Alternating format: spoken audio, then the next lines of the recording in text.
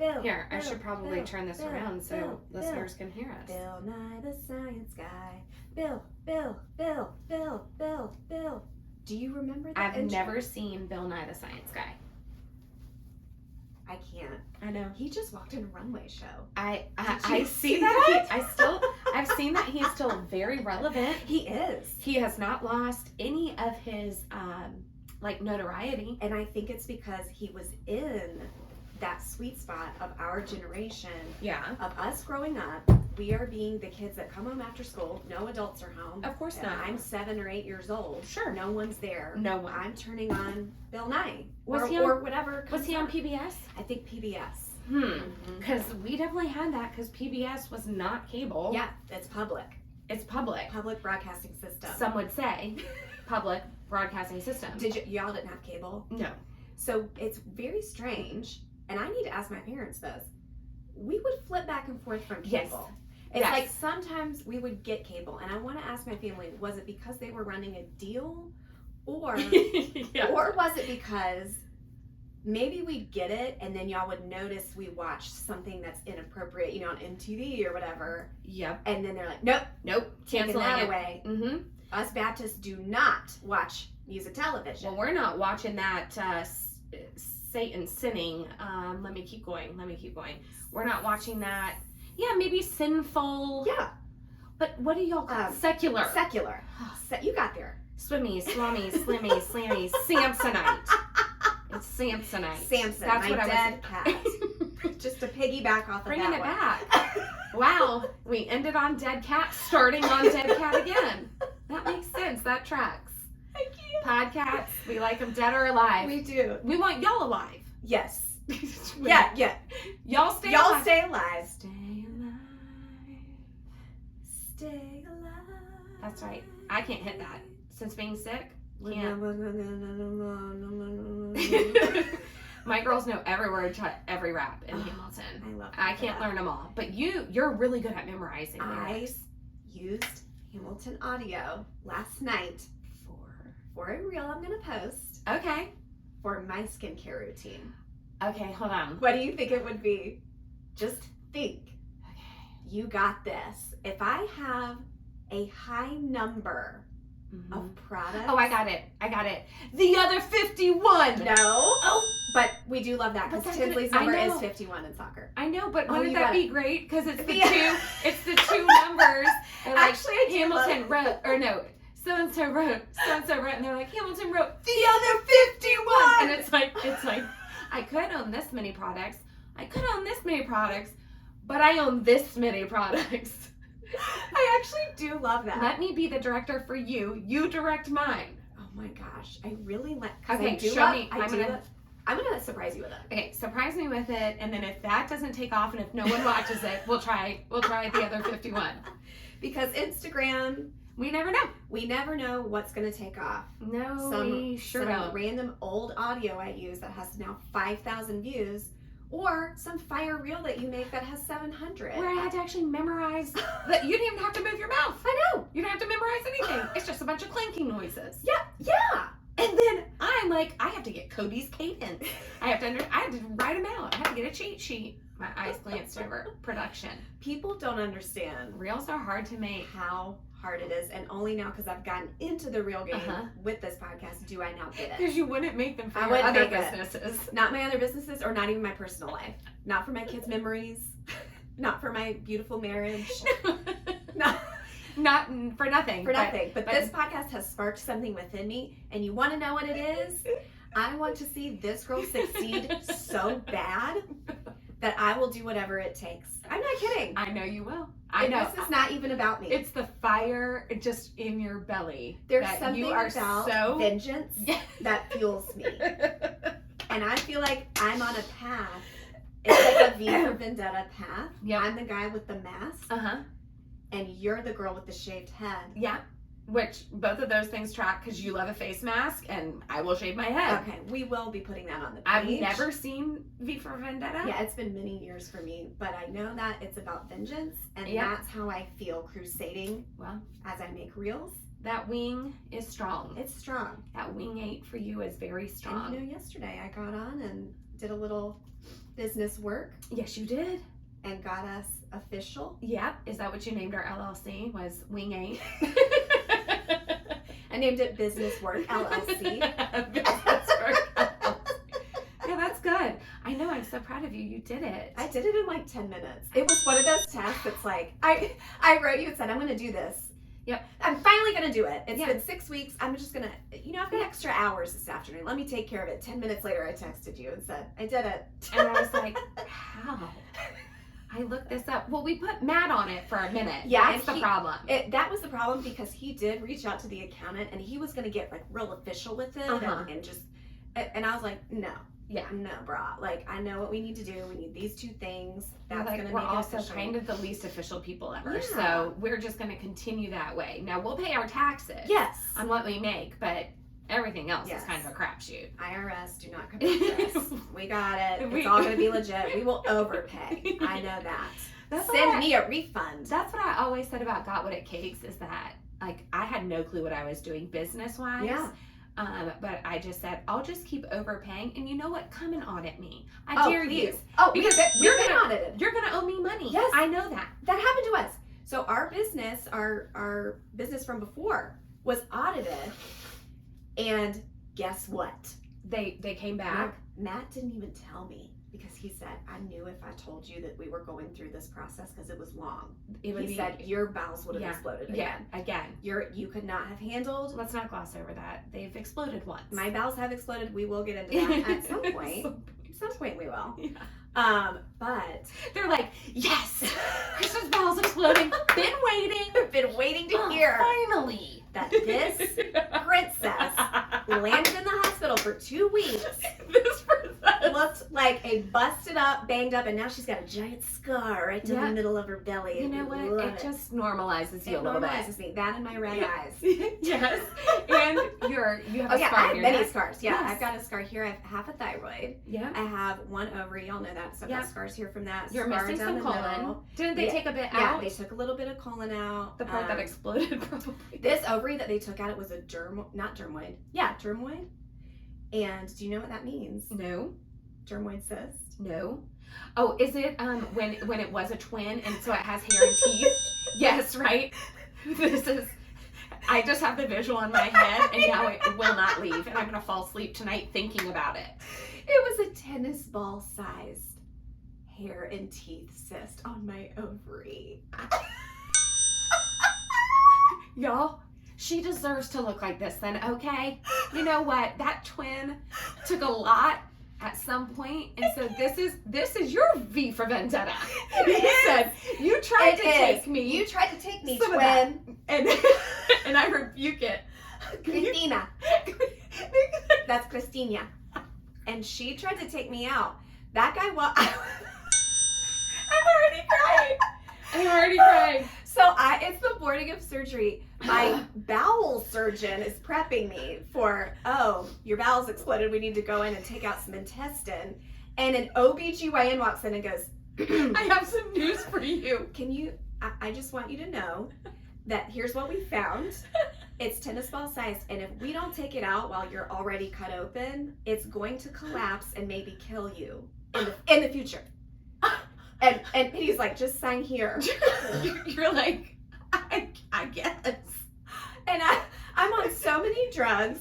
I'm cold. You've had I'm in a gown. Couple weeks because you had just gone through birth. Oh my gosh. And so I signed this and wake up. That ovary's gone. Did they show it to you? I wanted to see it. And I'm really mad I did because I'm not grossed out by stuff like that. I love stuff I like know that. you love stuff I love like that. Dr. Pimple Popper.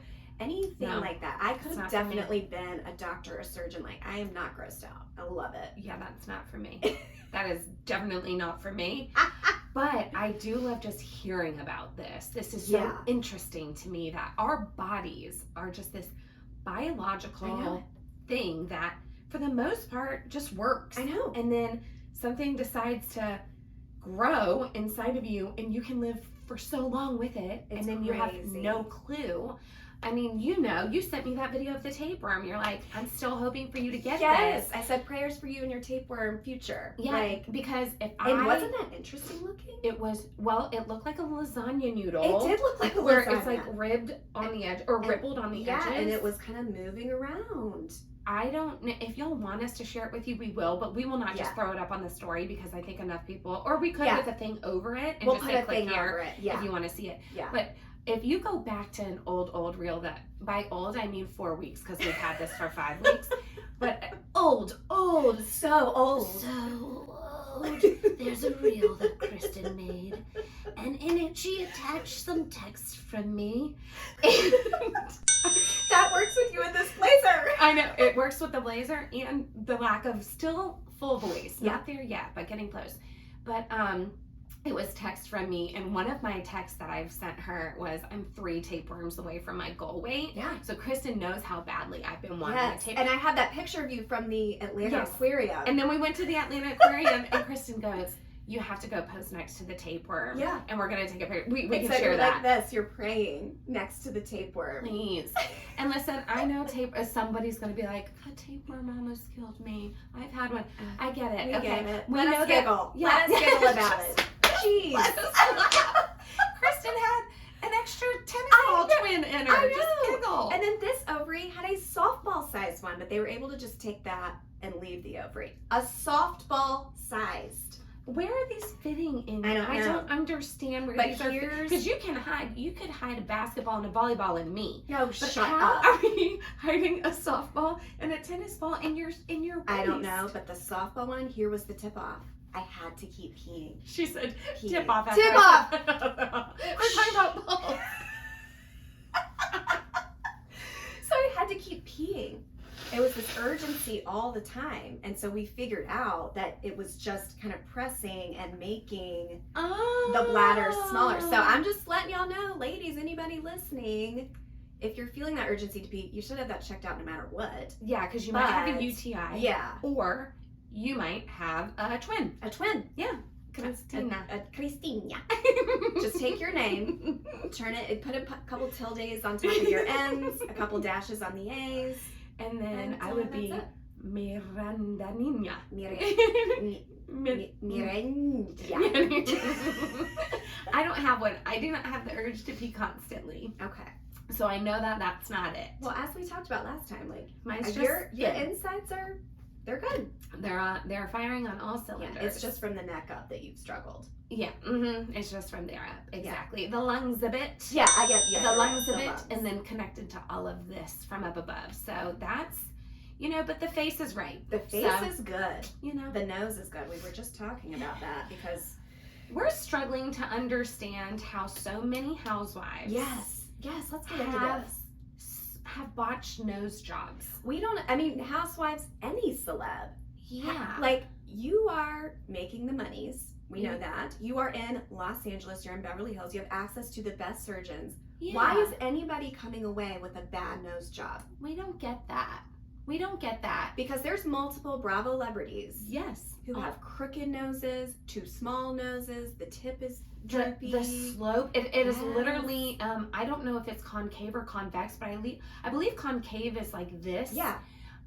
Your nose should not be concave like a ski slope. It's like an elf shoe. Those guys who, they go down and they go, like that, ski jumping. Yeah, we saw that in Norway. Yes. We got to watch those guys do it. It's unbelievable. Everybody on the map. Ding, ding. On the map. Scratch out Norway. We just got a Norway reference. And that's right. When she went to the old Olympic Village. Lillehammer. She got to see the ski jumpers. Yeah. So I was so jealous. She sent me text because we both are obsessed with the Olympics. Yes. Just obsessed with the Olympics. We will be doing an Olympics episode for sure. Maybe that's what we talk about in Clutter today. Ooh, who knows? That could be just fun. Like our passions and love for it. And crazy stories. But so anyway, there's just a bunch of botched nose jobs, and we're confused by it. And the reason why we're feeling open to talking about it is because Jennifer Aydin is literally talking about. Yeah, she's talking about her nose. This season of Jersey. So, and then what's the name? And then, what is her name?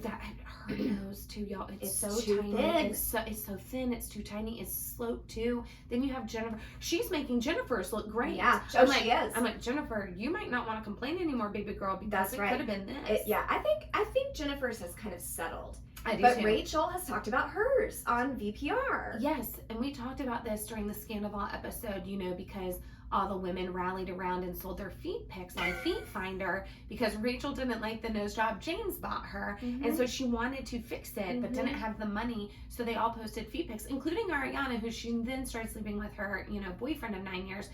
But her nose is still crooked. It's just like to the side. It's real crooked. And we're just wondering, how do all these people with money and great surgeons? And so what I was telling Kristin is, I know that you can go in and add Botox. Yes, and filler. You can do a non-surgical nose job now. You can take filler to smooth out any bumps, any lumps. It's unbelievable what they can do now. It truly is. And so we're kind of like, one, why aren't they doing that? Yes, I know that it fades and it dissolves, but it's so much less invasive. Yes. And it's not permanent. And I know you can just keep fixing it, but eventually you run out of cartilage. That's right. That's what happened to Michael Jackson's nose. It literally was starting to just disintegrate. And collapse. Yeah, and collapse. Oh, and Michael. so we don't want that.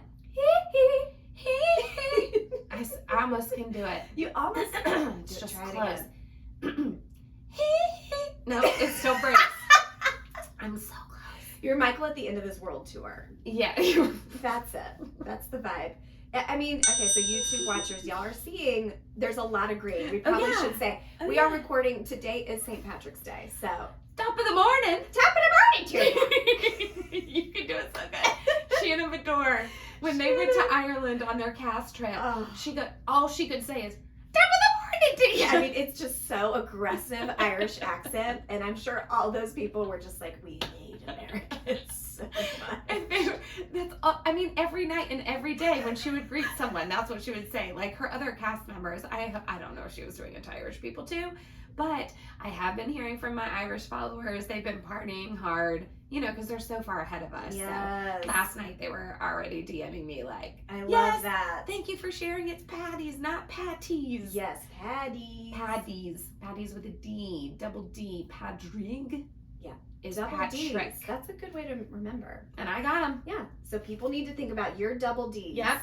When it's St. Patrick's Day. That's actually the best mnemonic device I've come up with so far. No, I haven't you came up with it, but I will post it. All right, friends, Ireland, I just checked, we have 10 downloads from Ireland. Okay, so that means that one person either liked 10 out of our 20, or we have 10 people who don't like us enough to come back. Yeah, okay. Or... Cool. And so Canada's at 109. Oh, Canada. 109 to the front. 109 is my number, you guys. It is. That is her lucky number. And Canada. So has Canada always been number one? Number two. Okay. I mean, U.S. is obviously. Well, yeah. Sorry. Number two. So then U.S. then Canada. Then where's Singapore? 22. Okay. They're third. All right, Singapore still in number 3. Yeah. Denmark is 21. Oh, Denmark. We lost somebody. we lost someone. Or they didn't like the newest episode. What did we lose them with, I wonder? Sorry, guys. It definitely wasn't the Vienna sausage, because I know they like that. Oh my gosh, I should have done a can of that in our giveaway. You should have done that. Oh yeah, if y'all haven't, it's posted today, which is Friday. This will come out Tuesday. We probably won't have drawn for the winner yet. So you think we just keep it going for maybe for a couple days. Okay. Yeah. So if we'll at least let them listen to this. I like that. To get a little bit of more, engagement on it. Yeah. Okay. And it's a good giveaway. It's like all green things, but skincare related. Things that we actually love and use. Like, yes. Legit. Yeah. One out of the things I do use. You do. The CeraVe cream and to foam used cleanser. The eye patches. Oh yeah, I love the Pixie Beauty ones. Yeah, oh yeah, I do like those. Yeah. So there's some stuff. Yeah, you're right. There's a couple of things, but mostly it's like Kristin's tried and true faves, and she gives them as gifts, and I've gotten them as gifts from her too, and they're great. I'm just like, am I rebuying skin related things? No. No. You're not doing like an empties reel. You're like, these are my monthly empties, you guys. I don't even go through one product in a month. In a decade. No. There's stuff from the 90s. Speaking of decades. How about that segue? That was a good segue, and I'm just going to go ahead and we're going to go ahead and do our Back That Adds Up because I want to trigger something for Miranda and her brain. Sounds good. Because I ran across this yesterday or day before, and I thought, and I had that flashback, and I was like, I forgot about this, and it was like Joy ran back to the balls. She picked this one out of your core memories. Yes, she put it in the hole in the projector, and it came back. And here I was. Oh yeah, in the projector. Let's get ready to rumble.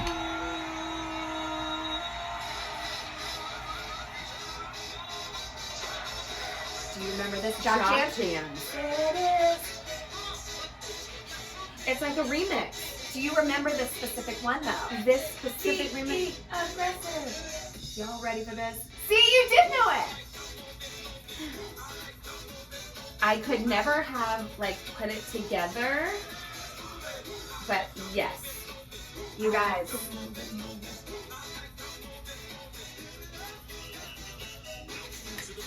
Everybody say hey-o. No. I mean, I know all these songs separately, but I don't know if I ever have known this remix. Let me see a Tootsie Roll. Okay. I know the Tootsie Roll. I know there's some ladies listening to this who are like, OMG. Here's why I chose that is because that was a big cheerleading moment. I remember in I think this maybe came out 6th, 7th grade for me. And it was like, we were all in our backyards. Yes. Thinking we were making up fire routines. Yes. Now, looking back, it was not fire. How many grapevines were included? I feel like we all know a grapevine. The part where it's like, we were doing that. On our knees. You and Amy? Or no, what is that your Jamie. friend's? Jamie. Yeah. Okay. We were in the crack house with Jamie. Okay. And this song was Litty Titty. And I'm just so shocked that as a cheerleader I know. You didn't know. So we all had, all those songs. Of course, I know all those songs, and they were definitely put into our like dance and remix and things. But back to back to back to back, I don't know that. I remember that. But I know what Jock Jams is. Well, and I do. A big deal. I do want to see if people remember this specific one because ESPN released this specific one.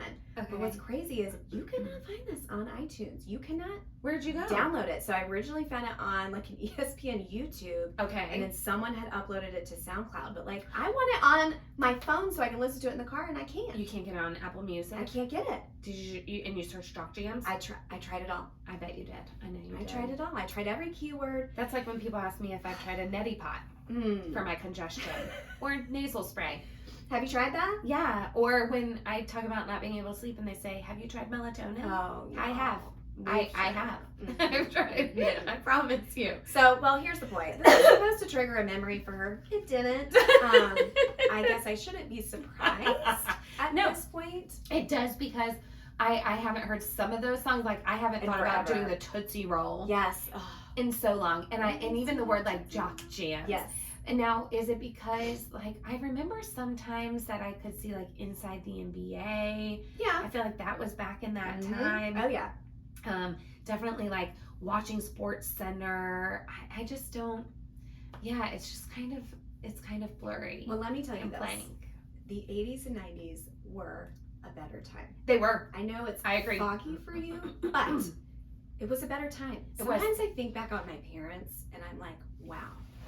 You were in your 30s in the 80s. So good. What a time. What a time to be alive. Unbelievable. To be thriving. To be thriving in your 30s in the 80s. Like, if I could go back, wow. Such a simpler, and I know that people always say that, like, oh, it's just such a simpler time, but it was. It just was. The fact of the matter is the internet might have changed things for the better, but it did not change everything for the better. Correct. And it is I am so glad of all the things I am most grateful about in my life. You can take out the obvious. Oh, I have great children and I met Joshua. Okay, those are obvious. Everybody's going to say that. The number one thing I am most grateful after that, after the givens, is that I did not grow up with a phone in my hand that had a camera on it. Yep. Because, 100%. and with the internet on it. 100%. And it is just, I can without a doubt know that I am so freaking lucky because of that. Yep. Speaking of luck of the Irish. Yeah. Top of the morning to me not having a cell phone in the 80s or 90s. So when I was doing my dumbest stuff. Oh my gosh. There's no record of it. There's no record Thank of it. God. And I think anybody in our generation Would say is the all same. nodding their head going, thank you, Lord. Thank you, Thank Lord. you, God. And what a disservice it is to our children that now have to carry the burden. That's it. It's a burden. It is. It's a stressor and a burden in their life. This is not fun. No. There might be fun components, but I don't think that kids having phones with apps and internet and all of that sort of stuff, I don't think that it's doing more good than harm. It's not. And I know people are going to disagree with me about that, and that is fine. You are more than welcome to your opinion. But if we are sitting here saying that we know we are better off for growing up without them, then you can't say that your kids are better off for growing up with them. No. Both things, in my opinion, that's my opinion, both things can't be true. They can't. Right? They can't. And so these parents that are giving their kids the phones and the apps, like if those parents are saying, yeah, I'm so glad I didn't have it, then why do your kids have it? Right. And so for me, that's why we safeguarded that part of their lives for as long as we could and really prioritized what we deeply felt to be true versus society's pressures. That's right. Of what they were saying they needed, or why don't they have them yet. I firmly believe that one of the best decisions, when people say your kids seem really great, they seem grounded, they seem smart, they seem like hard workers, they seem like empaths, like all that, I'm like, because I didn't give them a phone, I didn't let them be distracted by something that was more important than what we were saying to them. That's right. Does that make sense? Yes. I love that Glennon Doyle said, it was a core memory for me. She said it before my kids were, to my shoulders. But she said, let your kids figure out who they are before the world tells them who they need to be. Oh, that gives me chills. And I want y'all to really marinate on that. Yep. I want you to think about that. So good. That you're back in the day. I was talking to Lily about this on the way to school this morning, as a matter of fact. In cave times, okay? You only had 5 people to worry about in your whole life. It's true. Right? You had your family and maybe the person who was like helping you build the fire and chisel the wheel. I don't know. And then in the 1800s, you only had 5 to 10 people to worry about. Yeah, maybe your neighbors. Your family, your neighbors, and the person down at like the general store. Yeah, wherever you worked. Exactly. Yeah. And then even in the 1970s, you had still a very low number of people. It was your neighborhood and maybe some people at the school that you hung out with. School, That's neighborhood, work, like that sort of stuff. You had this. So our brains, since the beginning of time and up until the 70s and 80s, have only ever had to process the information of a handful of people and worry about the emotional needs of a handful of people. And what those people think of you. You, back, exactly. And what are their opinions of you? And how many people get to even have access to tell you their opinions of you, right? So if our brains haven't had to process or change that much over this much time, but then we introduce the internet and then we hand our kid a cell phone where thousands of people now can access them. Millions of people can access them. Tens of millions doesn't that, but like of the opinions of people giving their opinion to you about you, about who you are, thousands. Our brains have not advanced enough to equip themselves to handle that much information coming at them. That's right. And then you're doing this with 9-year-olds, 10-year-olds, 11-year-olds. Whose brains are literally not formed. They're just mush.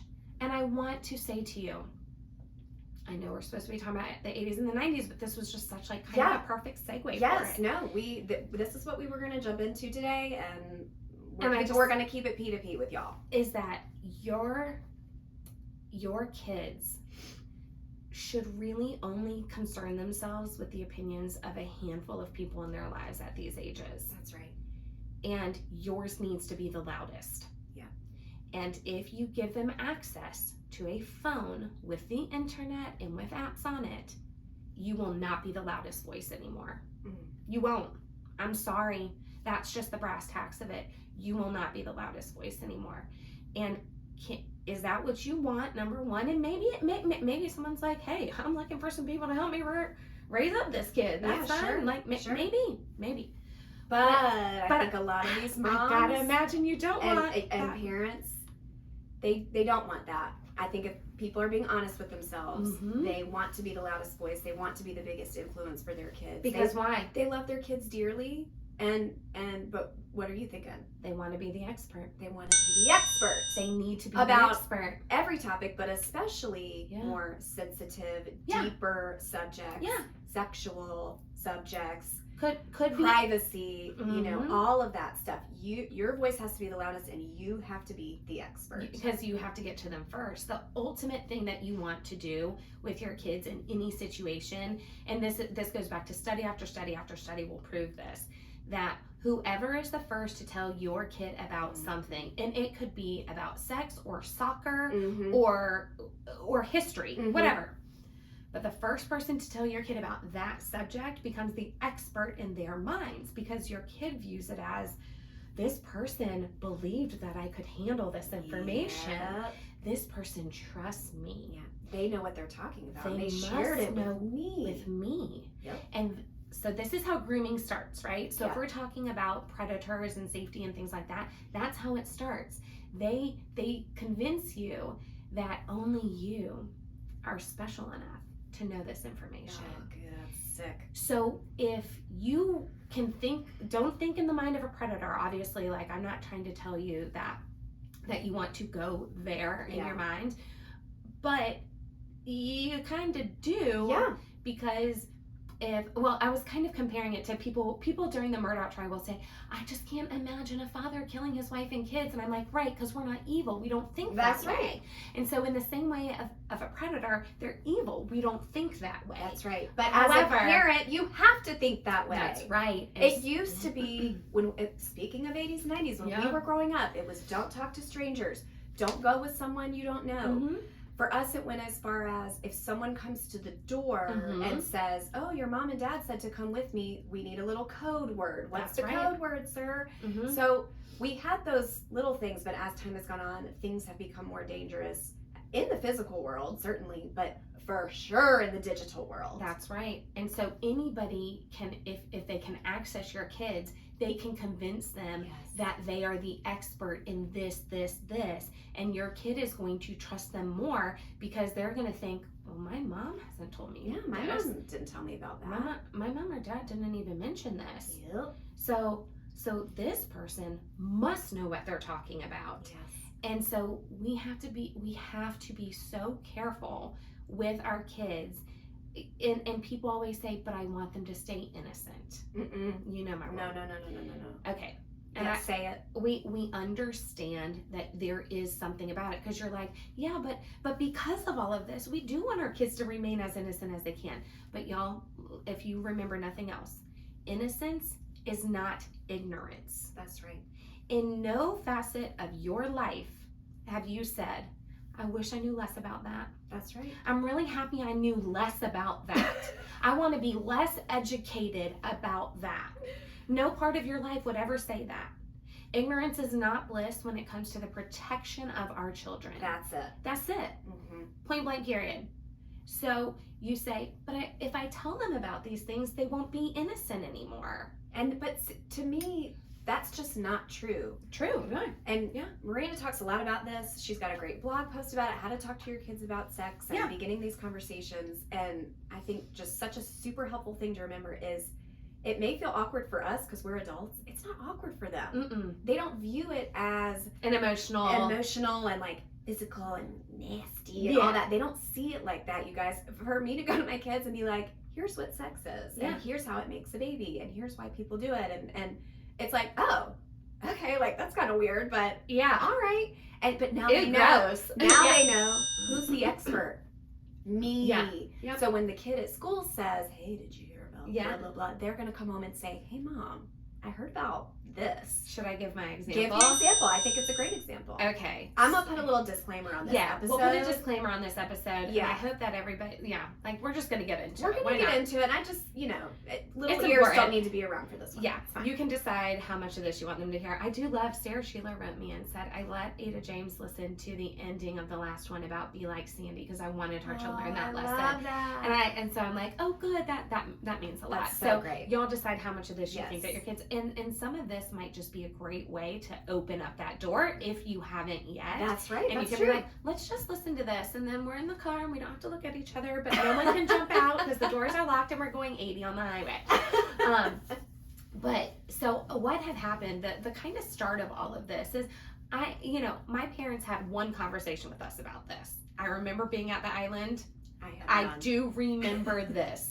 There's not a lot, but this was a core memory for me. Okay. We're at the island, we're having dinner, they tell us about sex. Okay. Okay. How old were you? Do you have no clue. Okay. But it was in the Hartford house, so anywhere younger than me being a sophomore, which really doesn't narrow it down. But still, okay. But yeah, so and Jackie would remember. I could have called her before this, but so we had one conversation. That's all I can recall. Okay. I don't think that there were follow-ups or digging deeper into it or anything like that. I was raised Catholic, which means at school I wasn't learning very much. The only thing I was really learning was like, don't touch yourself. Yes. Sex is only to make babies. Yes. The seed, like all that. Don't sort spill of the stuff. seed. Don't spill the seed. Like there was not a lot of discussion. And have we told this? I don't think that we told this story, but anyway, enough to where I didn't even know basic anatomy stuff. I know. So just know that. Know that there wasn't a lot of education happening in this topic. Oh Okay. my gosh. Maybe then- that's for the Patreon. I think we'll hide that behind a paid wall. So then, we have our own kids, and ironically enough, I go to hear Glennon Doyle speak a million years ago when she had Momastery, and you could break up into like breakout sessions, and there was a sex therapist there, and I was like, I could use this. Yeah. I think anyone can learn more. Again, Yeah. we never said I wish I knew less. Yes. So I go to it, and this sex therapist blew my mind because I thought we were going to be talking a lot about like intimacy with your partner and things like that. But she said, y'all, this is too important because this was kind of the dawn of like Facebook and Instagram and things like that.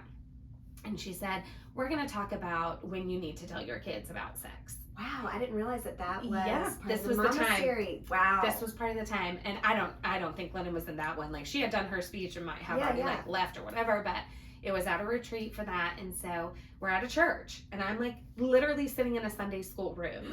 Shocked to be talking about this. Shocked to be talking about this with this sex therapist, but that's just where the event was held. And she said, we need to talk about when y'all need to talk to your kids about sex. And I was all ears because at this point I had 2 young kids, young. And she said, if by 5 years old you have not broached the topic of sex with your child, someone else has. Ooh. And at that point, I was like, full body shivers, freaking out in my brain going, I think Bella was 6 and Lily was 4 at the time. Somewhere right around that age. And I thought, oh no. Is it too late? Yeah. Is it too late? And her point was, someone might not have sat down and been like, sex is this, Yeah. blah, blah, blah. But they had heard about it in songs on the radio, in commercials, whether it was, here's a little blue pill to help you stay up. Yeah. It was on billboards. Yes. It was in advertising everywhere, right? And so... And even just like riding the bus. Well, I mean, that... Her point was, even if your brain thinks that it's going to be friends telling them, even if they haven't, marketing Culture. has. Yes. Movies that they overhear you watching. Yeah. Just whatever. I mean, it's mentioned in every other song right now on the radio. If you have pop music on, That's which, right. and I'm not saying you have to censor all of that around your kids. My point being, if you talk to them about it, you don't have to, because then you can just explain what's happening. That's right. And you open up that door. And so I was just like, wow, my mind was blown by the 5-year-old comment. Yes. And so I came home, told Joshua about it. I said, we got to talk to him right away. And so we did. Yeah. We just sat down and had a P2B conversation. Yeah. And when you first talk to your kids at that age, it's just It's just anatomy. It's just a penis goes in the vagina and that's it. And that's sex. It's 1 + 1 = 2. Everybody goes into it thinking that like do I talk to them about this and this and the feelings and the intimacy? And no. Like, that's not age appropriate. Like, they don't need to know all about what they need to know. And that's not the first conversation. Let me back up real quick. That wasn't the first conversation we had with them ever. It's more just like we had told them about their private parts, about what a bikini covers, no one touches, inappropriate conversations to be having. Like, we had all those, and also call things the correct terms. Pikachu it's not it.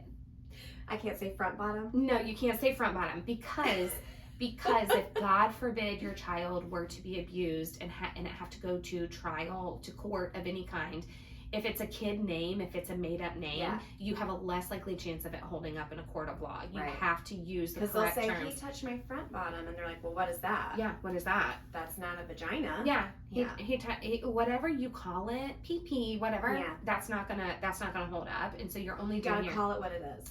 And the more we can be truthful about things from the beginning, the less shame is involved. That's what it is. And see, listen, as we said, the 80s and 90s were great. Yeah. But could our parents have introduced some of these topics to us and been more honest about some of this? Yeah. Yes. My only conversation about this was probably around 6th or 7th grade. Mm-hmm. We are on Chestnut Lane driving to church. Mm-hmm. I know Chestnut Lane. Yeah, I think my dad is driving and I'm in the passenger seat, and there's 2 dogs humping on the side of the road. And my dad points and he goes, we probably should talk about that at some point, but you probably already know everything. And I was like, yeah.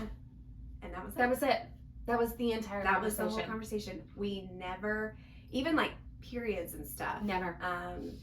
When I did get it, I kind of mentioned it to my mom days later in the Walmart parking lot. Yeah. And she said, well, I would say congratulations, but it's terrible. You know, I mean, that was it. And so there are things, I know, you can't bang it. So do I wish that there had been more? Do you wish there had been more? You grew up in a Catholic church. I grew up in a Baptist church and still am part of the Baptist church, but. And our parents are bringing in their own to these conversations. Yes, their own childhood stuff. They're trying to do their best, and so now we are trying to do our best, and so it's just kind of trickling down. Yeah. And I think finally everyone's kind of getting it, saying we need to have these conversations sooner. There does not need to be shame attached to it. It's a normal bodily function. Yes. But y'all, if you're handing your kids a cell phone in 4th grade and there's no parameters, no guidance, no and you haven't talked to them about it, and you are handing them literally, they can open Safari and look at any horrible, awful thing that the world has to offer. Yep. That's it. That's what the internet is.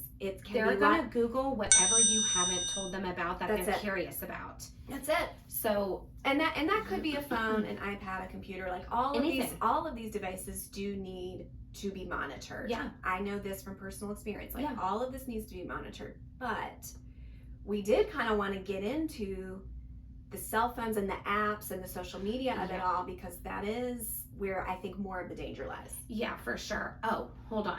I never went back to the story. Oh, yes, it does. Oh, okay. So we talked, it's an ongoing conversation, but the actual sex stuff, we started at 6 and 4. Yes.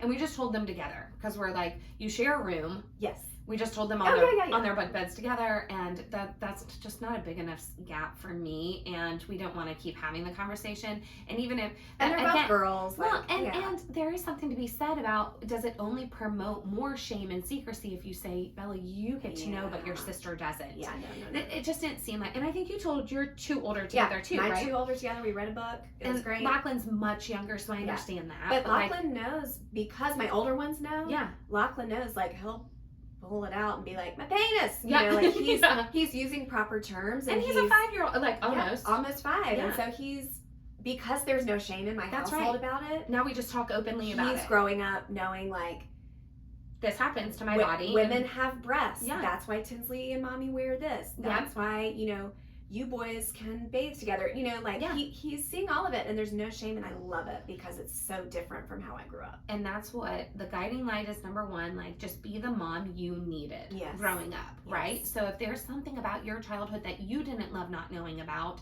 the answer is not to just continue that cycle. It's to fix it. It's to break it, and it's to repair it. And so that's my guiding light has always just been like, be the mom you needed growing up, whether that was affection or serious discussions or whatever. Or all of that. Yeah, or literally everything. No, Mary's been listening to the podcast, and so far so good. She is now signing all of her comments with the lawnmower, the tractor, and the bikini. Yes. So she is literally loving this. I know. Everybody shout out to Mary. Yes. And she would say that. I know that there's things that I could have done differently. There's things her mother needed to do differently, and their mothers and their mothers. And so what I'm saying is, it's not a dig on my mom to say, be the mom you needed growing up. I think that that's just a nice baseline place to start. It sure because then whatever you think back in your memory to, I was lacking that, like, then let's fill that. Let's fill it up now. Yeah. Right? Because there's things that my mom did that were like spot on. Just right. For example, my mom was a fierce defender of us. Yes. If it came to a school project or us being accused of something or whatever, like, you better expect Pam is like, she's going into battle. And I loved that about my mom. I have so many funny stories about just like her at a level 10, you know, and I am like that now with my children, you know, so there are great things. Yes, of course. We're gonna be same, lucky. like my mom's ballsiness and just like saying things, like I clearly gleaned some of that from her because you know, like I've always said, she goes, I'm from New York. What's your excuse? I'm like, well, I'm Mary's daughter. What's your excuse? I love that. We need that on t-shirts. She has a button that she hung outside of her cubicle forever, and I think I might have bought it for her, but it said, I'm from New York. What's your excuse? That's and it's seared into my brain as a memory. And then I just would say, I was raised by a New Yorker. What's your excuse? Yes. So, okay, so we had told them about like the real. Yeah. What I loved about having that conversation about sex with my girls at 6 and 4, well, Joshua was there too with me. Number one, I think that it needs to be a both parent thing. He can give insight about penises that I can't, clearly. That's right. And so we have this whole conversation, and I love it because a couple days later, Lily came to us and she said, okay, so I know how to get a baby in me, the whole penis and vagina and sperm thing, but what if I don't want a baby in me? And it's all that to say, ding, is her brain was thinking about it after this conversation. You said the same with yours. Oh yeah, you had lots of follow-up questions. And so just think of it this way. They were already having those thoughts. Yeah. They were already having those thoughts. Where, if we didn't open up the door, where would they have gone to find those answers? Who would they have discussed this with? What computer would they have searched it on? I know. And so everyone wants to think, well, but see, that's why I don't want to start the conversation, because maybe they're not thinking about it. I'm telling you, they are. They're thinking about it. They have bodies. They are naturally doing things. Yes. They are thinking about it. Yes. If you think they aren't thinking about it, and that's what's going to absolve you from having these conversations, no. then you one day are going to go to your computer search history when your kid's 8 and find out that they have an account on Pornhub. And I've been watching BDSM stuff for 2 months. Yep. Because that happened, not to us, but someone we know. Very, very, very much happened. And it started with, the question was, what's a vagina? That's where it started, and within 2 months had a full-blown account on Pornhub watching the most graphic stuff that 8-year-old will never erase from her brain. Ever, ever, ever. That makes me want to cry. Because, well, she had an iPad. And just Googled, what is a vagina? What is a vagina? And within 2 months, that was her life.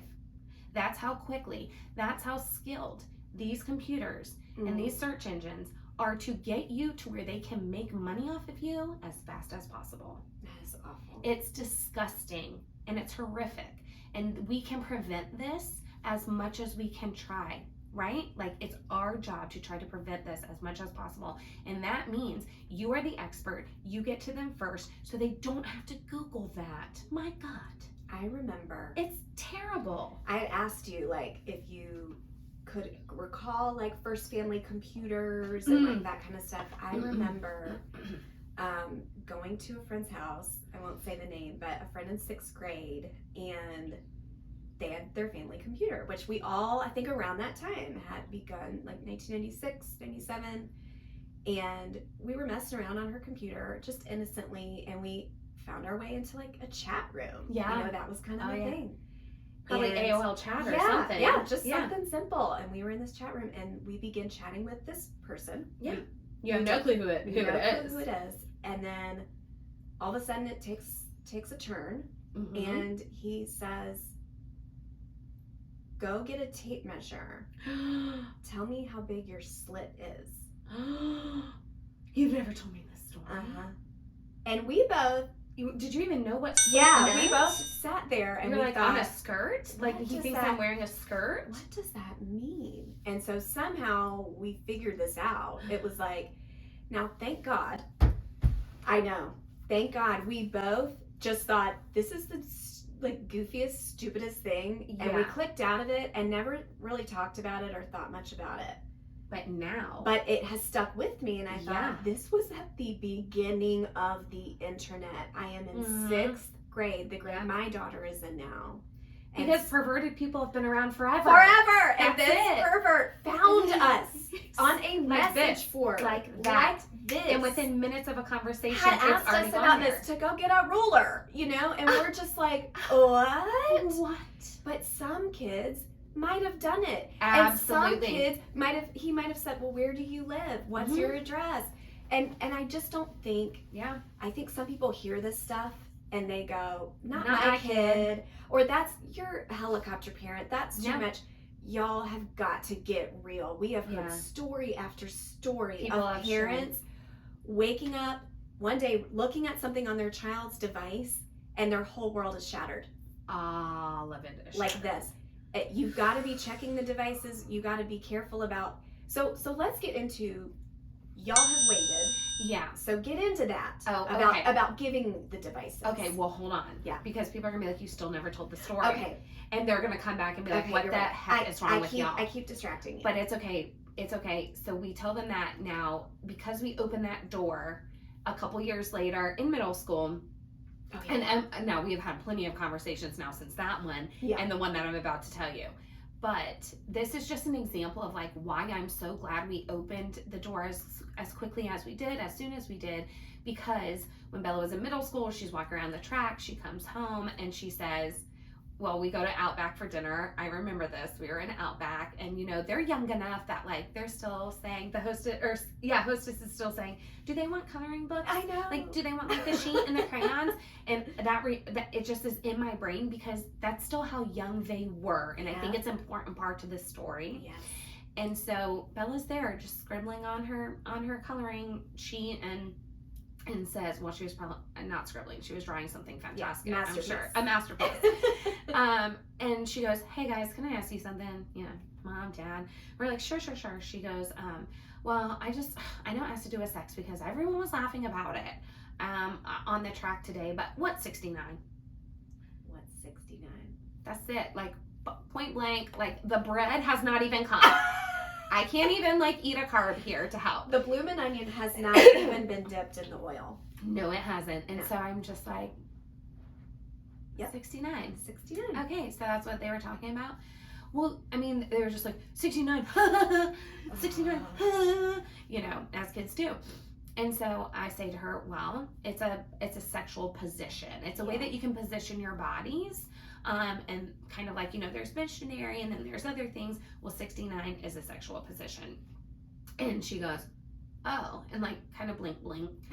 And so I then take my hands and I'm like, you know, like, like kind of like this, like a 6 and a 9. And she's like, And then I say, well, do you want, just give me your paper and your crayon. Yeah.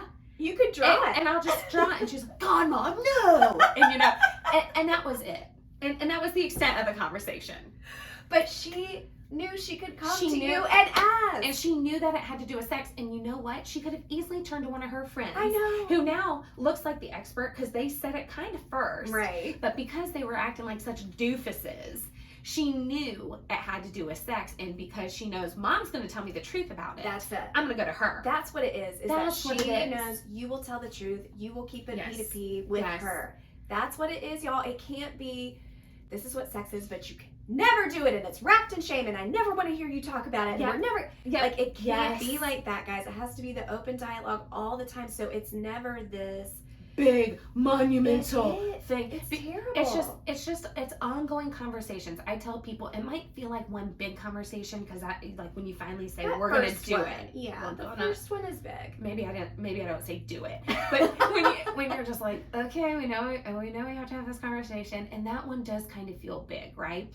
But I think that most people, and I do hear this from a lot of people, and you included, said, well, that went a lot better than I thought it was going to. That was nothing. It was nothing. It was nothing. Again, we built it up in our brain. Young. It is not like that for them. No. They're just going, oh, that's so weird. Yeah. Why would people want to do that? You know, and it's like, well, you know, when people are married or they're in love or they want to make a child, like, this is how they do that. Just like we see with animals, like, same thing. And then as they get older, the emotions and that kind of stuff comes into it. And our kids have continued to have questions about, I mean, our kids have been like, what's a hoe? Yeah.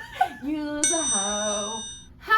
Use that. And they're like, what's a hoe? Oh, and they went to Les Mis. Oh, yes. And so that's right. There's that scene where she's in the brothel and they don't explicitly come out and say she's going to get paid for sex. Yeah. But, you know, it's kind of implied through the songs and stuff. And so there were questions about that. Well, Mom, like, why would anybody do that? Yeah. Or, well, they're not married, you know, just some of that coming out. And so, but it's not hard for them to ask us. They don't even think about it because we have become the safe space. Yeah. We have become the expert, and it's great. That's right. And so I just encourage people, if that is something that's been weighing on your heart and you haven't known how to approach it, I would encourage you to read my blog post about it. If you go to mirandaandcharlotte.com, this is not a plug. I don't even think I put ads on that one because I wanted people to understand that I'm trying to get out the information with no monetary value to it. Yes. This is back when everyone's like, monetize, everything, monetize. And for me, it was just like, this is so precious. It didn't matter. Like, that doesn't matter. I have to get this information out to people. And so if you just search either sex or periods, because I kind of lumped them together, like how to talk to your kids about periods and then sex, because they go together. For me, if you're a mother of a daughter and you finally have, okay, thank you for finally teaching her about periods, but haven't taught her about sex, I'm a little confused. Because once the period comes, a baby can arrive. Yeah, so we kind of need to talk about it. Like, again, the less shame lies in secrecy. Yes. Period. Shame lies in secrecy. So if you can get to the point where you can erase the shame, you will erase the secrets. That's right.